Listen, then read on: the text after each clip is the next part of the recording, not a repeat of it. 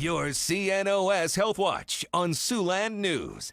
After joint replacement surgery, sometimes the joint might need to be revised, or in other words, undergo a second procedure. Siouxland News reporter Katie Link went to CNOS to learn why this could happen and what you need to know. The most common cause of needing a revision is dislocation.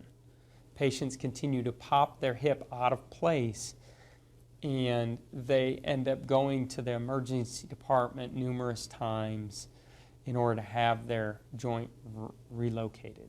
Dr. Daniel Nelson, an orthopedic surgeon at CNOS, says there are times when a new joint is most vulnerable. Most dislocations happen at two time periods. Early after your surgery, often between the first 6 to 12 weeks, and late, as in 10 years or more, when the plastic begins to wear to a degree that the hip can slide out. Which would be a good time to discuss options with your surgeon.